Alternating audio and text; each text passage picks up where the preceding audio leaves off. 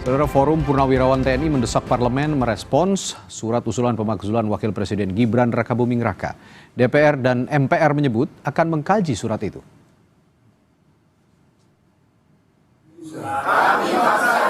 Forum Purnawirawan TNI kecewa sikap DPR yang belum merespon surat usulan untuk memakzulkan Wakil Presiden Gibran Rakabuming Raka. Surat tersebut dikirimkan ke DPR dan MPR pada 2 Juni lalu. Namun hingga 1 bulan tak ada tanggapan. Forum Purnawirawan TNI pun mengancam menduduki komplek MPR DPR jika tak ada respons sama sekali dari parlemen. Kalau sudah kita dekati dengan cara yang sopan, tapi ternyata diabaikan, nggak ada langkah lagi kecuali kita ambil secara paksa.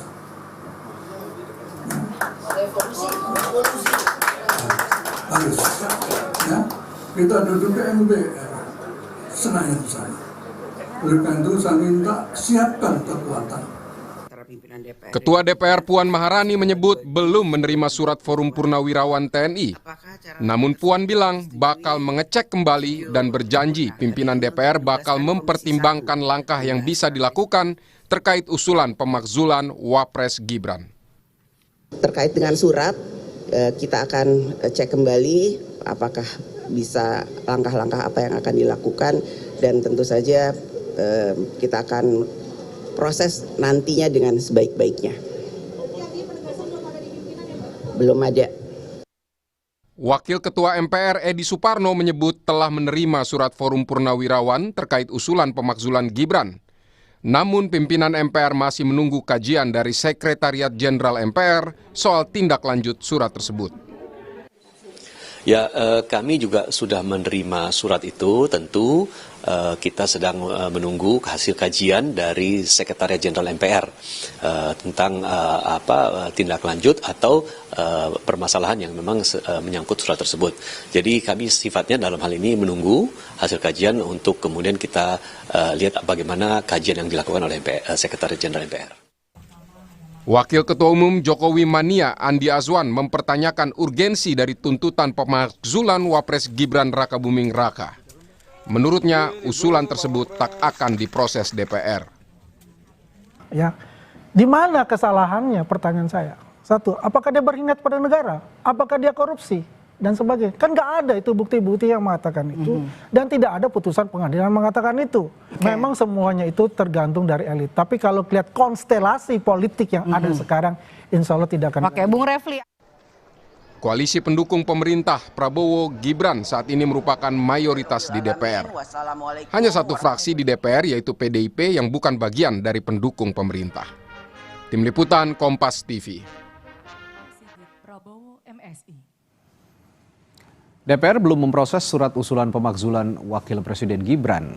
Lalu mengapa? Kita bahas bersama Ketua Umum Solidaritas Merah Putih Sylvester Matutina dan juga pakar hukum tata negara Bivitri Susanti. Saya ke Bung Sylvester dulu. Selamat malam, Bung Sylvester dan Mbak Bibip. Selamat malam. Baik. Selamat malam, Mbak Ladi, Mbak Bivitri. Saya ke Bung Sylvester dulu. Ini kan DPR ini kan lembaga politik. Nah, kalau sekarang suratnya belum direspons, ada catatan nggak soal ini? Menurut Anda ini taktik atau strategi politik atau justru memang ya dibiarkan saja begini? Ya, saya sebagai anak bangsa melihat bahwa DPR sudah melakukan hal yang terbaik, terus smart dan juga bijaksana ya, karena memang tidak ada urgensinya dan manfaatnya surat dari para purnawirawan ini buat bangsa kita. Bahkan menurut saya cenderung hanya menjadi ajang untuk adu domba antar anak bangsa. Jadi kalau saya melihat bahwa fakta-fakta hukum yang diajukan berlandaskan surat ini kan antara lain yang sebenarnya sudah selesai ya. Contoh mengenai putusan MK 90. Terus putusan MK mengenai etika itu kan sebenarnya udah selesai semua. Jadi dari awal ya kan waktu pendaftaran itu kan Mas Gibran itu kan teman-teman anak-anak muda itu kan mengajukan ada 21 pihak ya mengenai Undang-Undang Pemilu nomor 7 2017 pasal 169 huruf Q, yang mana akhirnya salah satu dari mereka yaitu saudara Almas dikabulkan oleh MK sebagian daripada gugatan itu. Dan itu kan sudah final and binding. Terus putusan MK juga mengenai etika itu kan akhirnya sudah dianulir dengan putusan petun dari Pak Anwar Usman.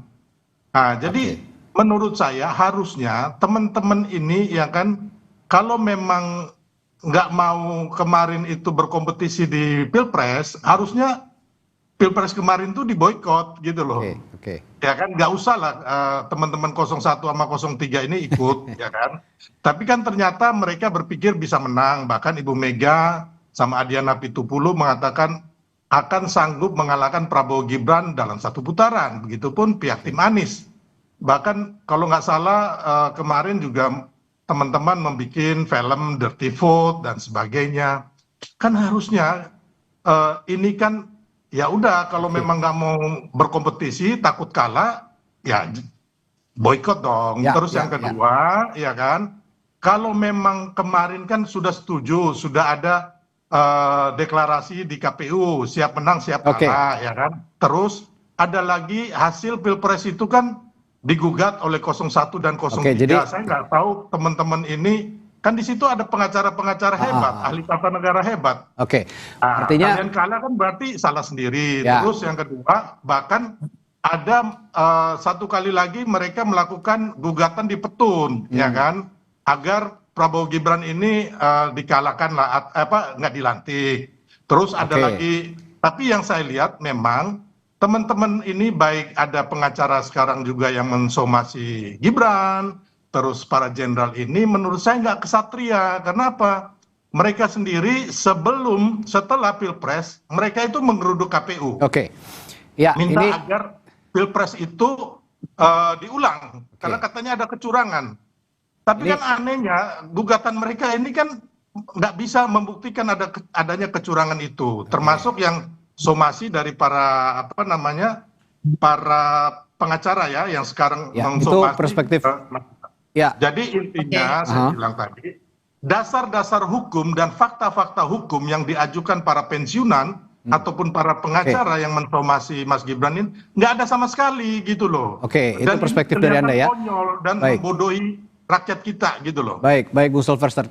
Tapi bagaimanapun kan DPR ini lembaga negara begitu. Meskipun ini lembaga politik tapi lembaga negara. Saya juga akan tanyakan juga dari kacamata atau perspektif apakah hukum tata negara begitu, Mbak Bivitri, kalau melihat sikap DPR yang sekarang cenderung mendiamkan begitu ya. Ini sepertinya mendiam, kalau kata Bung Sylvester tadi ya smart, biar saja didiamkan karena tidak ada urgensinya. Tapi bagaimanapun kan ini lembaga negara begitu. Apa implikasinya jika ada surat, ini kan surat resmi yang masuk begitu, didiamkan ataupun juga direspons oleh DPR? Apa implikasi hukum tata negaranya kalau menurut Anda?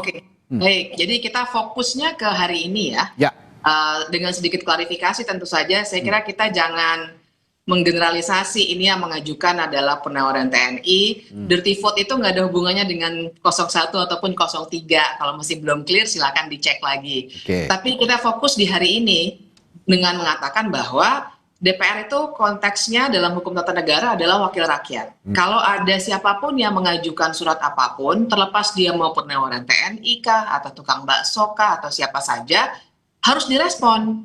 Kalau misalnya DPR merasa bahwa ini nggak cukup kualifikasinya nanti seperti apa, tapi tetap untuk mengambil putusan atau keputusan bahwa hal tersebut tidak layak untuk dilanjutkan kah, atau misalnya ada masukan lain dan seterusnya, harus dibicarakan dulu. Yang dipermasalahkan adalah argumennya, sebenarnya itu bukan argumen, lebih kepada alasan dari ketua DPR bilangnya saya belum terima tuh, kemudian menyalahkannya pada staf administrasi. Itu yang saya kira sebenarnya perlu kita soroti dalam konteks hukum tata negara.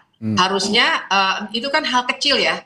Kalau memang ada persoalan politik yang mereka belum selesaikan, juga nyatakan secara terbuka. Intinya proses dulu kalau ada surat masuk, karena ini adalah tugas dari DPR sebagai lembaga legislatif, pasal 7A 7B jelas mengacunya kepada DPR. Harusnya begitu meresponsnya. Kalau mengacu ke tatip, ini gimana kalau menurut Anda, Mbak Bibip? Kan DPR juga punya tatib merespons hal apapun yang dikirimkan kepada DPR, termasuk surat ini.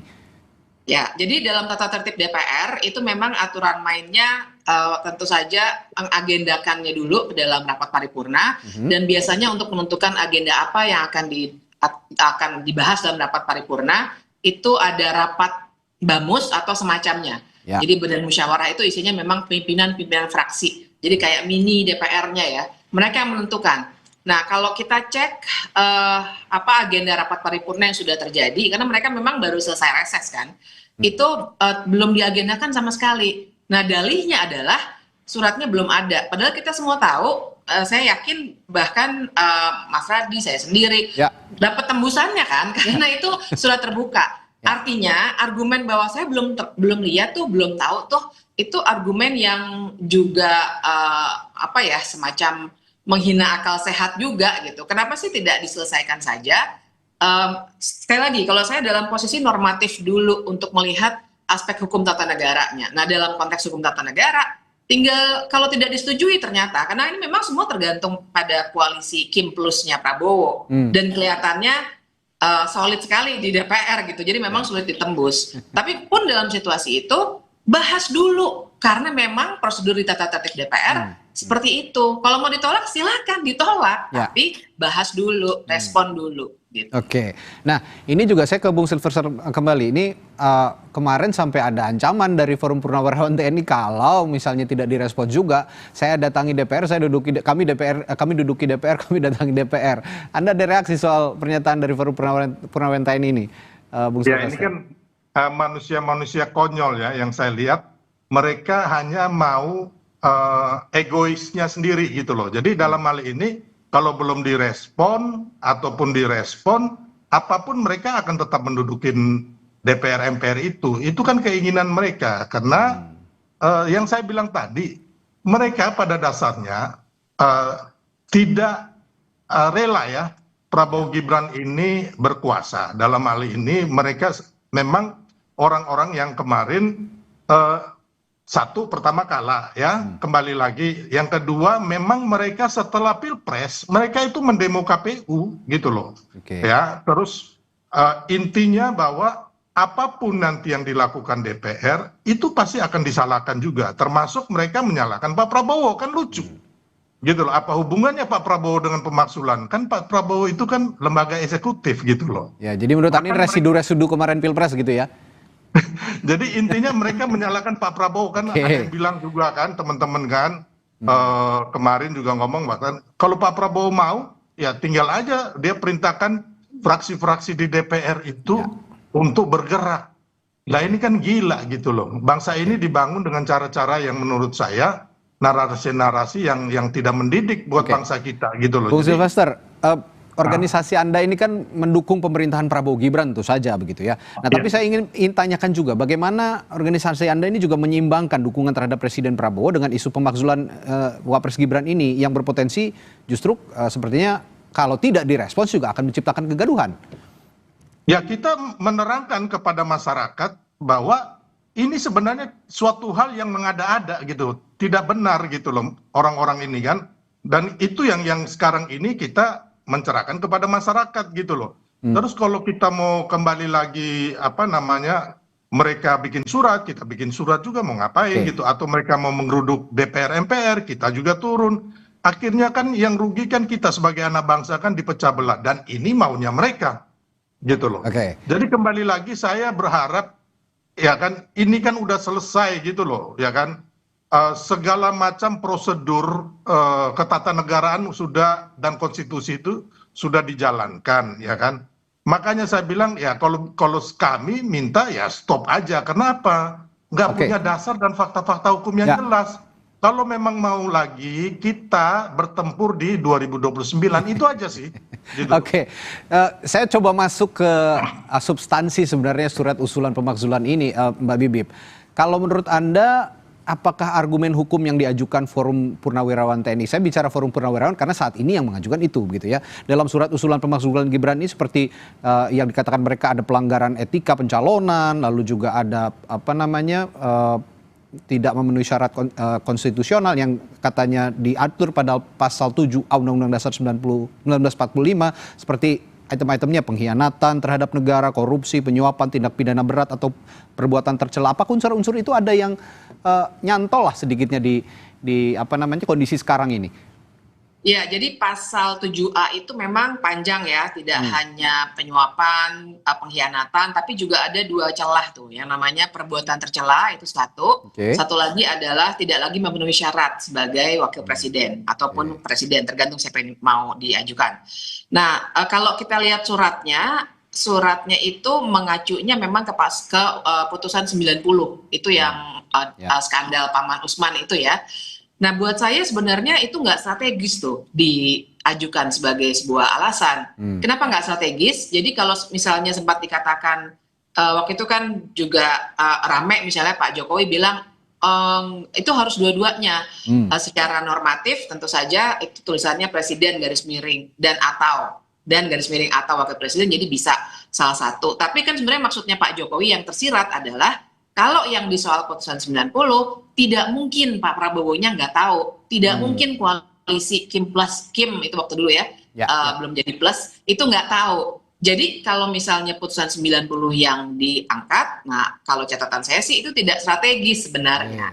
Kalaupun para purnawirawan itu ingin secara serius, atau siapapun yang ingin secara serius menyoal hal-hal tertentu yang kaitannya dengan Gibran, harusnya ya, karena tentu saja saya tidak ada kaitannya dengan purnawirawan dan seterusnya, mereka cari sebuah perkara yang akan terisolasi di Gibran sendiri. Kalau putusan 90 mau tidak mau kita harus katakan seperti itu. Nggak mungkin itu koalisi nggak tahu sampai dengan keluar putusan 90 yang heboh itu. Dan apalagi pasal 7B-nya mensyaratkan nanti setelah DPR kan ke MK. Jadi nggak strategis kalau misalnya kita bawa ke MK atau DPR ya yang membawanya ke MK kalau mereka setuju, MK pasti akan bilang putusan 90 ini nggak pernah dikoreksi. Jadi kami juga tidak bisa bilang sudah terjadi pelanggaran, ini adalah perbuatan tercela atau yang lainnya yang mungkin nanti mereka akan kualifikasi. Jadi itu ya saya kira nggak kuat kalau putusan 90. Tapi dari diskusi malam ini saya pikir kesimpulannya adalah ya respons saja dulu dari DPR, perihal itu mau ditolak, mau diterima, direspons saja karena ada implikasi politik bagaimanapun karena DPR ini lembaga negara, terkhusus adalah lembaga politik. Begitu kira-kira ya. Baik, terima kasih Bung Silvester dan Mbak Bibip. Boleh saya tambahkan sedikit ya? Ya silakan, singkat saja Bung Silvester. Jadi gini, usulan itu kan menurut teman-teman, menurut Bang Ferry Amsari sendiri pun sangat lemah. Dan tadi Mbak Bivitri juga mengatakan baru mau mencari. Jadi apa yang harus kita perdebatkan itu nggak ada. Mbak Bivitri baru mencari, baru mau mencari alasan. Karena apa yang mereka katakan tuh ada 4 alasan pelanggaran prinsip hukum dan etika itu udah nggak bisa masuk ya, MK dan sebagainya. Yang kedua fufu-fafa, yang ketiga itu kepatutan. Ini nggak masuk semua gitu loh. Jadi ini konyol. Hanya bikin malu bangsa kita gitu loh. Kalau saya ya mengatakan ini orang-orang yang nggak ngerti hukum, nggak ngerti konstitusi, tapi karena kebencian akhirnya mau mengadu domba kita sebagai anak bangsa. Ya, tapi saya itu. Konteks pembicaraan kita malam ini karena DPR masih diam, kita tuntut DPR untuk bersikap saja dulu begitu. Karena bagaimanapun yang tadi saya bilang lembaga negara, DPR itu adalah lembaga negara yang terkhusus juga berkecimpung di politik begitu. Ini yang harus disikapi supaya juga tidak gaduh dan politik di kita juga bisa kondusif begitu. Baik, terima kasih Bung Silvester dan juga Mbak Bibip telah berbagi pandangannya di Sapa Indonesia Malam kali ini. Sampai jumpa lagi, selamat malam. Terima kasih Mbak Bivitri. Terima kasih. Saudara, setelah